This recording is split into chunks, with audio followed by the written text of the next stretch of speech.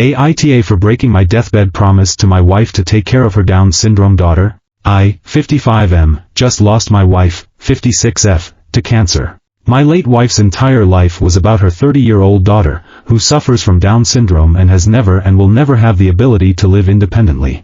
Nor will she ever have the ability to ever exercise any real amount of emotional impulse control. And before you all start in on the evil stepdad who doesn't care to understand line of thinking, I want to add that I have been in her life since she was 5. And spent years fearing the day where she was physically developed to the point where punches, scratches, and throwing things were a real threat. Once that happened, all of my wife's friends stopped visiting our house. One of them even said that her uncle deals with vicious dogs for a living and she feels safer around his workplace than at our house.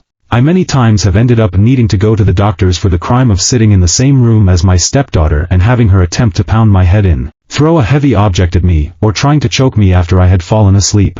My late wife was the only one who could reliably calm her down. When we started using caregivers for my stepdaughter after my wife was diagnosed, they would be asking me whether I could enlighten them on a better way to explain things to my stepdaughter when she was going ballistic. When even they, who were used to explaining things to people who just didn't get things, were still struggling and asking for insight. When my late wife was diagnosed, the first word out of her mouth was my stepdaughter's name. She cried every day for what was to become of her. In her desperation, she tried to press the doctor for chemotherapy when it no longer made sense, turned to alternative medicine despite it making her feel worse, saying she would have stopped all treatment if she was only leaving behind an employable, functioning 30-year-old. On her deathbed, she made me promise to not let her fall into the hands of a state care facility. I promised her because I didn't have the heart not to. But now after my grief fog has cleared 2 months later, my stepdaughter remains the same. She doesn't understand her mom is dead, only that she's gone, and is angry at me for it, saying she'll be good, so bring her back.